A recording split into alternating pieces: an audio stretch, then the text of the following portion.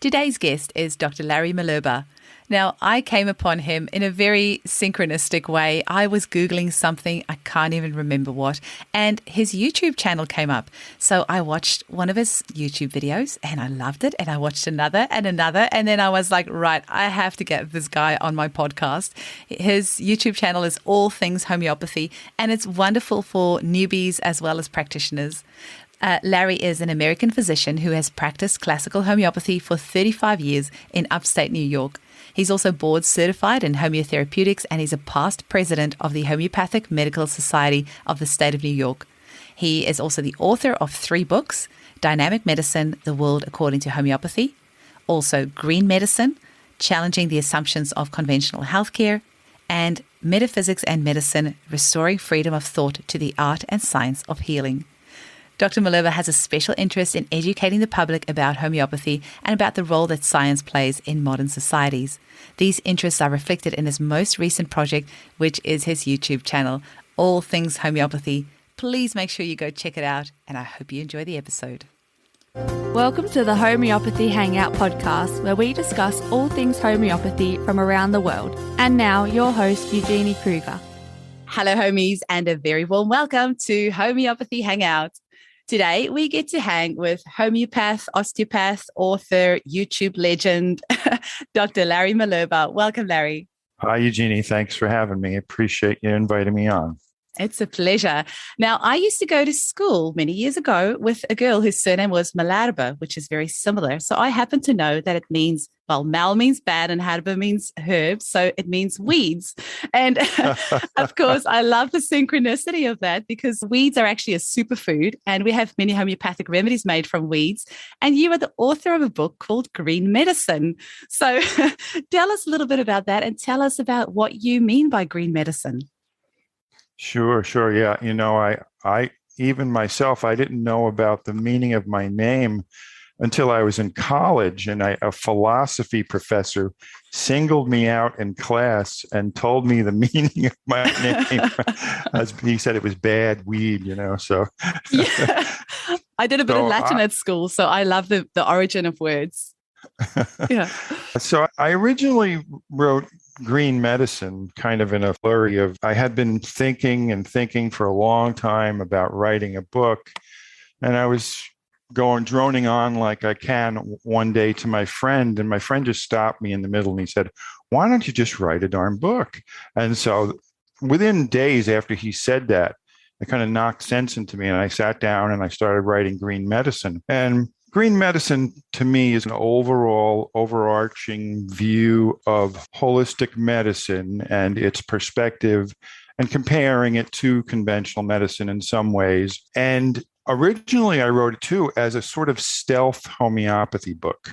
So, in other words, it intentionally included many homeopathic concepts without naming them as homeopathic concepts. I was trying to expose the general public to homeopathic thinking without having that word prejudice them against homeopathy, So that was kind of the original concept. And I was really happy with the way it came out. And North Atlantic Books picked it up, and that got my writing career going for me. Amazing. And your other book, Metaphysics and Medicine, can you tell us a little bit about that? Sure. That's a little heavier book. Metaphysics and Medicine is heavy with philosophy of science, and it is a strong comparison and critique of conventional medical science against, again, holistic and homeopathic philosophy and thinking, but from the perspective of philosophy of science. And it was a slog to write it, and it's a kind of a slog to read it. But I think people who are into philosophy and philosophy of science would find it very illuminating in terms of its perspective and critique on conventional medicine. So. Now, speaking of conventional medicine, which is obviously very different to homeopathy, you have an idea that if we can actually understand the differences between the two, that can actually help us to understand homeopathy more clearly. Now, obviously, this podcast is for the general public. We have loads of homeopaths that listen to it as well, but I'm wondering if you can maybe tell the general public, Larry, the difference between homeopathy and conventional medicine, and hopefully that can help them understand homeopathy a bit better. Sure. There are a lot of differences, but some very fundamental differences. It's like what it boils down to is a difference of worldview, right? Conventional medicine has a certain type of worldview and all these beliefs and assumptions about the way things are, about the nature of life, about the nature of human health, about nature of illness. And homeopathy has its perspective, which is very different. And those perspectives inform the way these different types of medicines are practiced. So, for example, conventional medicine is essentially informed by scientific materialism. And science, conventional science, holds the view that all that exists or all that is important that exists is material existence. It ignores everything else. It ignores the human psyche. It ignores the mind. It ignores consciousness. It ignores subjective experience. All those things that we know as that's how we live and that's our everyday life, while conventional medicine is busy focusing on only these things that it can see, feel, touch, and measure. And anything that it can't measure with its instruments, it acts like it doesn't exist. Now, certainly you could see how that's going to be a big problem when even the average person on the street understands the concept of psychosomatic medicine or psychosomatics, right? That mind and body are connected and how our mental states, our emotional states can affect our physical health. And yet we have a dominant system of medicine that basically ignores that. And that has very far-reaching implications. Now compare that to homeopathy, which is all about mind-body connections. It's constantly cataloging and observing all of these different connections between emotional states and physical symptoms and how it affects people's health, right? I know how a remedy like Natrum Mur can be prescribed when you find out that someone is grieving, and around the same time that they started grieving, they developed migraine headaches, right? And you know that you and I both know that someone may have experienced a break in a relationship and felt extreme jealousy, and shortly thereafter developed high blood pressure. And we know that, the remedy lachesis might be indicated in such cases because we understand these connections between mind and body, these connections that conventional medicine ignores because it doesn't know what to do with them. It has no way to make sense out of them because it doesn't have a broad enough framework, a broad enough perspective within which to understand these things, right? And so another difference between the two worldviews is that conventional medicine is reductionistic, right? It's always breaking the human body down into its components in order to find the apparent secret somewhere inside the body that's going to reveal the solution to how we're going to solve some problem. And while that may be partially true, it almost always fails because it's reductive. It's only looking at a part and failing to see the big picture. And that's what homeopathy is great at. To me, homeopathy is by far the greatest holistic therapy of all because it's looking at the big picture and it sees that, someone's craving for spicy foods and their irritable nature and their argumentative behavior and their itchy rash on their back could somehow all be connected. Only homeopaths know that, right? And that's what makes it so holistic, and that we can give the remedy sulfur to a person like that. And if it fits and it works, that person's going to return to your office and they're going to say, I haven't been so argumentative lately, and that itch is gone. Or what they will probably say is that my wife is not arguing with me so much because they think everyone else around them is much nicer, but actually it's them that's changed, hey? Yeah, exactly. Yeah, a lot of patients do that. And when they change, when changes occur, they attribute it to other things, right? Yeah. That's a big one. Yeah. Oh, and usually it's just their energy has changed, so they're nicer to be around. So people are nicer in response. Hey. Right. Right. Yeah. So there are, many differences between the worldviews of conventional medicine and homeopathy. Another one is this whole kind of overemphasis on objectivity. Conventional medicine makes a fetish out of objectivity. And what does that mean? Well, that means we're going to ignore the subjective. Well, what's the subjective? Well, the subjective is my feelings, my experience, my very experience of what it is to be human and how I had this particular experience. And then I started to get these symptoms and then I felt sick. And I want to tell this story to my doctor. And he's like, yeah. Let me check your blood pressure and let me get some blood tests. And we're going to focus on the objective. And we're not going to care too much about the subjective because we don't know what to do with your subjective experience once again. So you see how these worldviews have heavy implications for the way these different kinds of medicines are practiced. Another difference is this desire for uniformity in conventional medicine. I'm in the middle of reading Rockefeller Medicine Men, which is really phenomenal. It's all about how capitalist medicine began in the United States and how the Industrial Revolution was in full swing. And physicians were still relatively unappreciated people who didn't have much social status. And physicians started to realize that, well, maybe we can get in on this revolution and we can kind of start to mimic some of the ways of industrialism and the way its successes have occurred. So we're going to focus on uniformity and conformity and efficiency and productivity.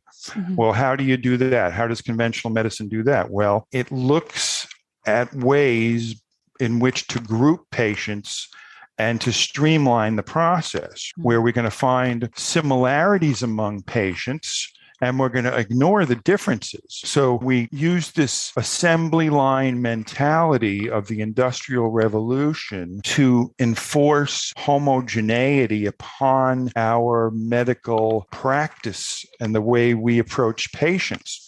So, these three people have the same diagnosis and therefore they're going to get the same treatment. That's what I call cookie cutter medicine, and homeopathy is the dead opposite of that. Homeopathy, as you know, takes all three of those patients with bronchitis and doesn't bother as much with what they have in common. It wants to know what makes each case unique. And then when we find out the unique features of each person's struggle with so-called bronchitis, then we find the key to treatment, right? This difference between conformity and diversity, or conformity and individualization, right? Individualization of treatment. So there are many differences. Maybe the biggest of all, of course, is this just idea that conventional medicine looks at a symptom and it sees an enemy, something that has to be squashed immediately, right? So it wages war against symptoms, the war against disease. It views the human body and the symptoms it generates as undesirable things that must be stopped. And so it has most treatments of conventional medicine are suppressive. They're designed to stop symptoms in their tracks. They're not designed to cure, because cure is a much bigger, much more complex concept than simply stopping a symptom in its tracks. Because once again, the average person on the street understands this phenomenon of medical whack-a-mole, where we give a drug for a symptom and that symptom gets better, but then up pops another symptom. And then we get a drug for that symptom and that symptom gets better, and then up pops another symptom. And it goes on and on forever, essentially, over the course of years in a person's life, so that nothing was ever really cured as much as suppressed or squelched or prevented from happening. And when a symptom is suppressed, it has a tendency to recur simply in a different form somewhere else in the body. And then, of course, homeopathy understands that. And that's why homeopathy is so different. It realizes that a symptom, first of all, is not the enemy. A symptom is the body's best effort to heal itself. And so you don't want to wage war on something that is a manifestation of self-healing. You don't want to suppress that. You want to figure out, how can we help the body or the mind body to be successful in its efforts to heal itself? And that's what homeopathy is all about. We're going to find a way in which to mimic the body's efforts to assist it in healing itself. How do we do that? We seek a substance from nature, whether it's animal or mineral or plant, a substance from nature that is capable of causing symptoms similar to the symptoms that the patient has. And strangely and paradoxically, if we successfully prescribe the correct thing, it does assist the body in healing itself, and the body will overcome the problem without having suppressed the symptoms. So homeopathy can avoid that vicious cycle of symptom suppression. And I mean, if you just look at the names of the types of pharmaceutical medication: anti-diuretic, antibiotic, antipsychotic, antidepressant, antihypertensive, it's always everything's anti-something. Yeah. And so that shows you kind of the psychology behind it. It's anti that thing, not let's look at the whole picture. So there's really quite a clue there. And I really love that analogy. I heard it or read it somewhere once, and that always sticks in my mind. And I don't think I've mentioned it on the podcast before, but basically, if you use the analogy of driving your car, when your petrol light comes on, it's telling you that you need to put more petrol in the car. But what mainstream medicine does is it goes, oh, you've got a symptom there, your petrol light's on. Let me cut this fuel line for you, then you won't have that symptom anymore. But eventually your car's going to run out of petrol. And so that's, in homeopathy, we fill your tank. Or you could smash the light on the dashboard where the petrol symbol is. Absolutely. Just smash it, right? That might be easier. Yeah. Anti-petrol light medication. Yeah. No, exactly. And you just very quickly touched there when you were speaking about your book that you were reading about the government and political and money side behind modern medicine. Do you want to touch a little bit more on that as well? Sure. I mean, it should have become apparent to the world by now, given what's happening, the way we're all being told what kind of medicine we can do and what kind of treatments we can take and what kind of treatments we can't take and what kind of opinions we're allowed to have about those things, right? So you got to say, what is going on? And I think a lot of us in homeopathy, we've known this for many, many years. We've seen this going on. And now we've kind of just reached the apex of this crisis. And most people are just coming to awareness of how powerful pharma is. And, it makes me, I think of it as the way different countries now fight each other with disinformation and with cyber warfare and with psyops methods of confusing people. So people are confused and they're blaming the other political party and they're blaming government officials and so on, when really at the bottom of it is money and power and pharma and biotech and the insurance industry, at least in the United States. It's different in the United States because we have a capitalist system of medicine, a for-profit system of medicine, which is a horrible, disastrous combination. You don't have a medical system based on profit where corporations, their interests come first before patients do. And patients are seen as opportunities to make profit. It really is scary. And it's scary the way people fall for the bait and they blame all the wrong things and they don't understand what's happening. And they fall for, the campaign fear that is scaring everybody into making really bad decisions. instead of seeing that you're being played and your rights to choice are being taken away from you. And it's all being done in the name of, well, if we can give everybody the same treatment, the same vaccination, and nobody can say no, and the government has granted us freedom of all liability. Oh my God, that's like the ultimate business plan, to greedily make as much money as you can. And that's what's going on, really. And all of our government officials are bought off. They're paid on all sides of the aisle. Everybody is bought off, and the media is bought off. So if you really want to get good information, you have to go digging. You can't look at the mainstream media. It's no longer sufficient to say, well, I'm going to look at the conservative news channel. No, I'm going to look at the liberal news channel, because they're both basically have the same fundamental position at bottom, and they're both being controlled by huge corporations and large amounts of money. So the opinions are very limited, and the information is very limited. And we have to go digging to places like your podcast to find out good information, right? Or your YouTube channel, which we'll talk about shortly. YouTube channel, right? We got that. Yeah. And people are starting to do that. So it's good in that sense. I think it's good. It had to come to this crisis point if it was ever going to change. So in that sense, it's good, and people have to rally, and they have to realize what they're fighting against and what the problem is.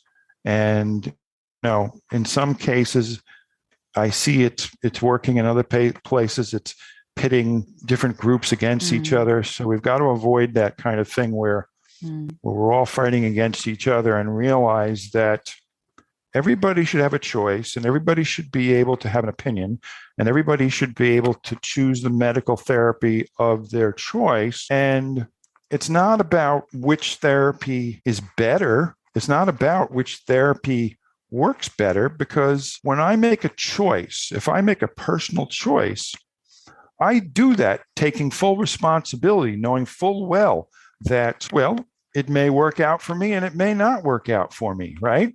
But I take that responsibility. And at the same time, if we had a medical system that was open-minded enough, then I could make a certain choice. And if it didn't work out well, I could go to the medical system and say, okay, I need your help now, instead of being punished for it, or being ostracized for it, or criticized, or censored for having done something that goes against their rules. Which brings me to the thing I like to point out a lot of, is that there's a whole world of skeptics out there, as you know, as us homeopaths know. There's the skepticism movement, and these are like scientific fundamentalists. They are the equivalent of religious scientism. It's scientism. It's a belief in science as always right or superior to all other forms of belief or thinking or other academic fields. And so these skeptics wage a kind of underground war in the media and through various sources, like even Wikipedia, as you know, right? And they have all kinds of little tricks and games that they play in order to win the argument about their version of science, as if there's a right version of science and a wrong version of science. And so that's where this word pseudoscience comes from. So to me, there is no such thing as pseudoscience. It's a made-up word designed to ostracize those who don't conform to conventional science or conventional medicine. So if you don't conform to our rules and what we think and the way we do things and the way we practice medicine, then you are pseudoscience. It sounds so horrible. Even though their ideas change every 5 to 10 years. Their ideas keep changing. Than that. But if you're exactly. But you have to, believe in the current one and not question it until in 5 years' time when we change all of that. And then you have to believe in the new way of thinking. Right, because a new study just came out last week, and it contradicts the study from last month, and it contradicts the study from 3 months ago, and on and on and on, right? You're not allowed to question anything until they come up with it first. Right. So the way to shut you up and make you unable to participate in the debate or to question is to say, yeah, it's just pseudoscience. So get out of here. You're not even science, right? Mm-hmm. Of course, they don't realize that our science is just as scientific. Homeopathic science is just as scientific. It just has a different perspective, right? Like I was saying before, right? It has a holistic perspective. It's not strictly materialistic. It's not strictly reductionistic. It's holistic, and it believes in the value of human experience, and it understands how consciousness affects the human body and its health, and so on and so forth. All these aspects of human life and human health that the conventional medical scientific world excludes and ignores and makes pretend is not there, because once again, it doesn't know what to do with it. Because if it had to do it, it would have to change its worldview, right? It's hard for them to open their minds up to these things because it would require a change of worldview, which is hard for anyone. It's very hard to do. So, and interestingly, our homeopathic worldview hasn't changed for 200 years. So we got it right the first time. Well, they can try to turn that on you and say, well, science is supposed to evolve, right? Science is supposed to change.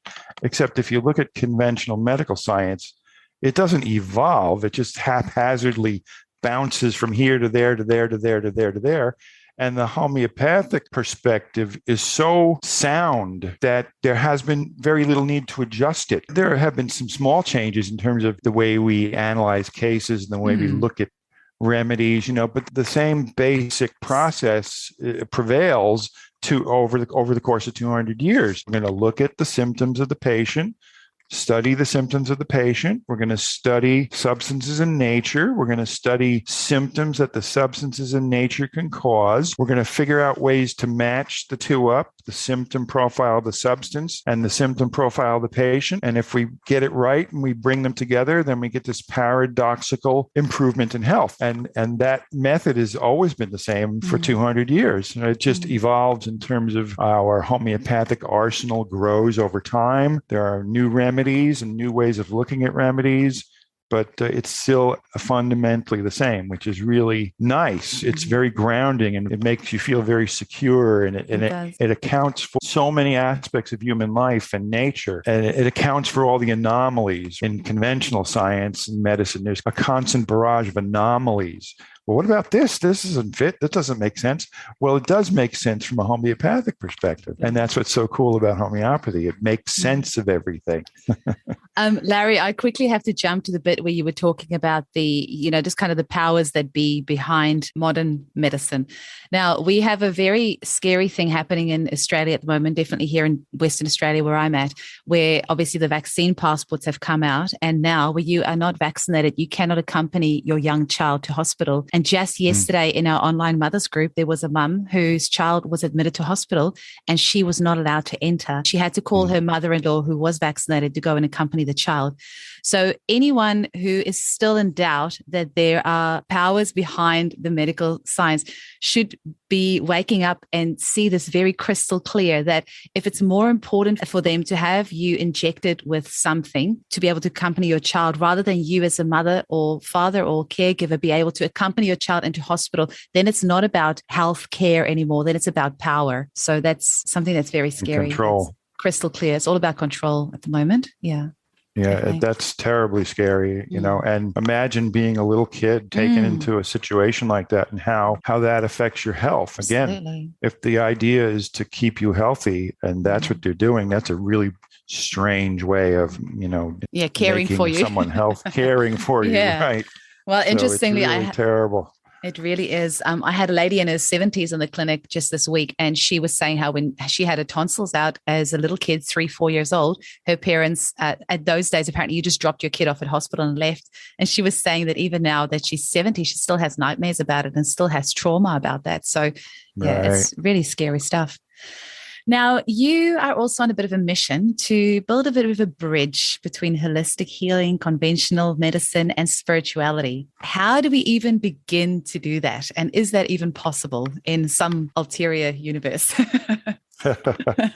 Well, it's possible in our universe. The you and I live in. It happens on a daily basis. That was kind of the essence of writing green medicine. And even though I have all kinds of criticisms of conventional medicine, and rightly so, I also see a lot of good that it can do. It's a very valuable thing in many ways. There are a lot of positives. I mean, conventional medicine is superior at dealing with emergency situations and life-threatening situations where someone is hemorrhaging, or someone has broken bones, or has been in a car accident, or a burst traumatized, or a burst appendix, right?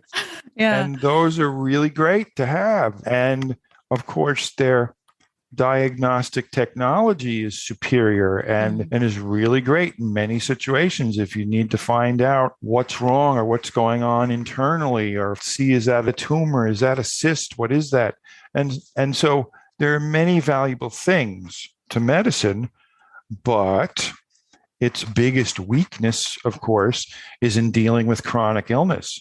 In fact, its treatments tend to increase the likelihood of you developing chronic illness. And that's where homeopathy should come in. Homeopathy is superior when it comes to treating illness. Right from the beginning, when a patient comes to see me and they want me to be their primary care doctor, and I say, no, you should keep your primary care doctor. Think of me as your therapeutic doctor. I'm going to treat everything. But every once in a while, I'm going to say to you, you should go see a regular doctor and get a workup and get an x-ray and get a blood test and do that stuff. And that way, I've hoped that it will build bridges between the two systems of medicine. And I don't know, I don't really know if it's worked, but I think I've been practicing in the same area for 35 years in New York. And I think from the things I hear that people on the other side have a good impression of what I do.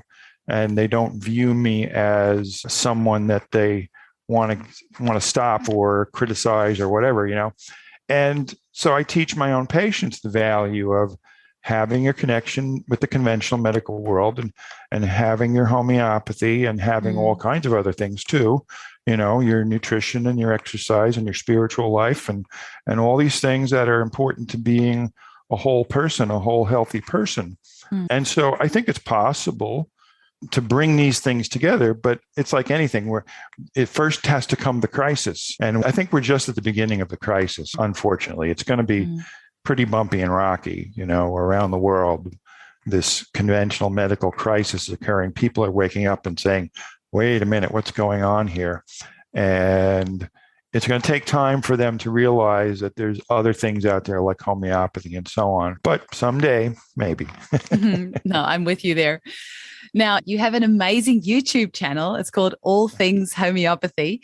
And you've got some introduction to homeopathy lectures there for newbies and who want to learn the basics of homeopathy. You've got some philosophy and principles of homeopathy on there, some great materia medica. And I love your series of cases that you do. That is really valuable. And I like that you do them in sort of like 10-minute clips. So it's not too long, but you kind of just condense it all down so you can get a bit of a taster of the types of questions you would ask, the repertorization, how you came upon that remedy.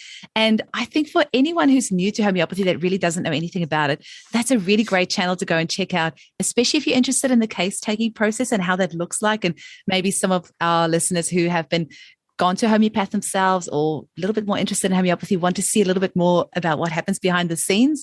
I think your channel is great. So do you want to tell us maybe about one or two cases that you've got on there just to tease people or tell them a bit more about what they can learn on your channel, or maybe what inspired you to start it? Sure. I'll just throw it all out there and you can decide what you want to answer.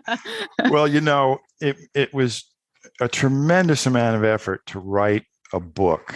And in the end, a book has very little impact in today's world. I saw the world changing, and I have 3 adult sons, all of whom are software developers. Oh, great. And they're brilliant software developers. They're really successful. And they help me out and give me all kinds of tips all the time. And I realized I better get in on this digital revolution, And I realized it's just a lot easier to reach people through videos and through podcasts and so on. And so I decided to, start making videos for YouTube. When I was in high school, I took a filmmaking class.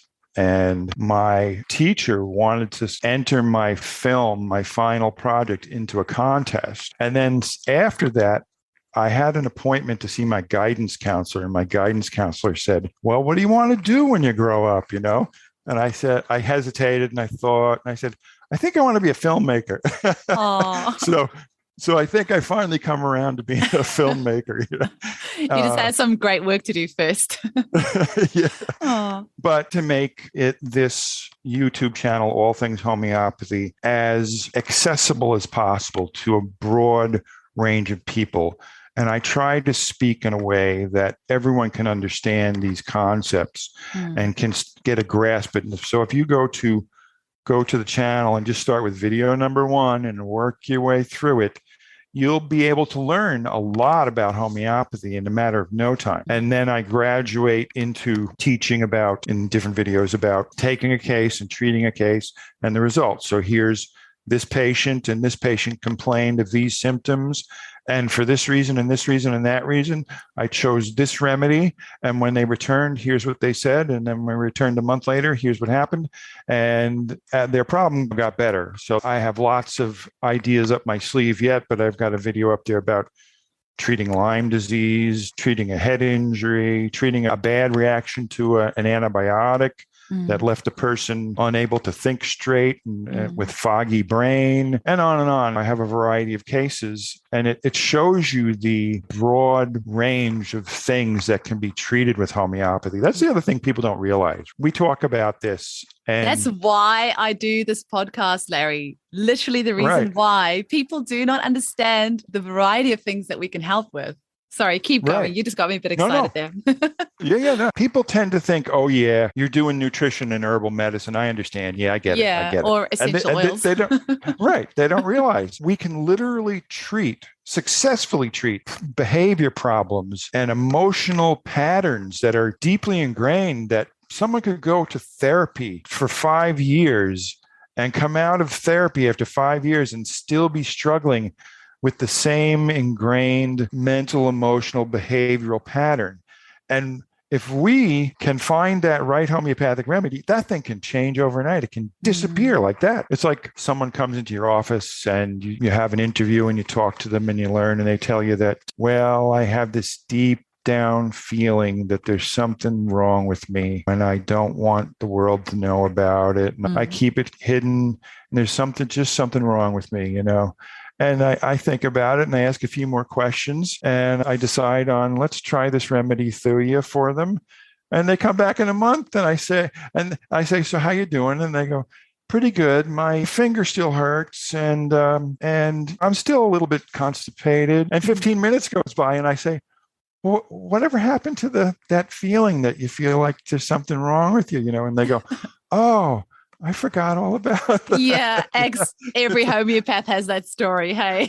Right. So you can change these. I love it. We're so used to hearing that, well, the little boy in school pulls Susie's hair and steals the toys from the other kids, and he won't listen to the teacher. And then, well, the parents go, well, boys will be boys. That's just the way boys are. And us homeopaths look at that and go, there's something wrong there. That little fella shouldn't be doing that stuff. Something's off. And we can find a remedy. And if we do find that right remedy, everyone will start to notice. The parents, the teachers, they'll say, gee, Junior was a lot calmer in school. He actually was nice to Susie the other day instead of pulling her hair. And we can change these things. And when you change those things deep down at that level, then it filters out to the physical level. So not only does it change behavior, but it leads to better physical health, because oftentimes, not always, but oftentimes at the bottom of many physical problems are psychological or emotional problems that are unresolved. So that's the power and the depth and breadth of homeopathy. And the world needs to wake up to that instead of just knee-jerk reflexively saying, oh, yeah, you're just a quack. Well, I always say it's been good enough for the British royal family for 200 years. So, they obviously know something that the rest of the public still needs to catch up on. Now, Larry, how do you see the future of homeopathy? It's a good question. When homeopathy exploded into the world through Samuel Hahnemann and then spreading across Europe and into the United States and into India, that was like the first revolution that developed homeopathy in its infancy. And then it started to almost fade away, at least in the United States, largely due to pharma and corporate medicine trying to suppress it. And then it made a comeback in the United States, and it's made a comeback across the world now.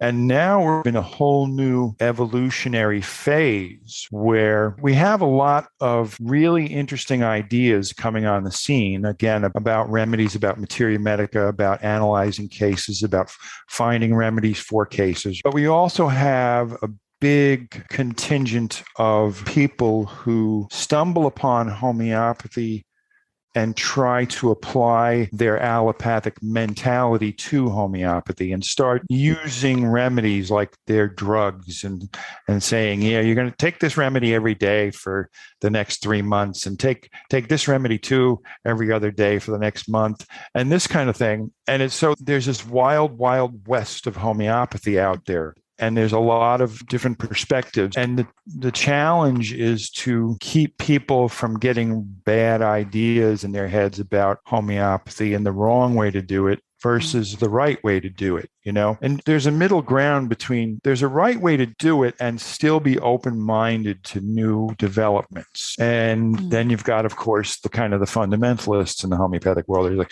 no, well, Hahnemann didn't say that. Hahnemann said this. So we got to do exactly what Hahnemann said, as if nothing ever changes and nothing evolves, of course. Yeah. So the future of homeopathy is bright indeed, I think. And there are many great new ideas, but we have to be careful about not allowing homeopathy to be allopathicized and letting allopathically minded people pollute homeopathy and turn it into something that it's not and make it ineffective by applying the wrong strategies to remedies, right? And in doing so, it's going to affect people's perception of homeopathy. They'll say, well, I went to this guy and I tried it and he gave me 3 different remedies to take and it didn't work. Well, that's because you had bad homeopathy. And so if you get someone who knows what they're doing, they're going to take their time. They're going to take a very in-depth, careful case, an exhaustive case. They're going to want to know everything about you. They're going to take their time thinking about it and analyzing it before they prescribe. They're not going to haphazardly change remedies left and right, except, of course, you might want to do that in a very urgent situation that requires it. But in most cases, you want to be very methodical and very careful about how you approach it.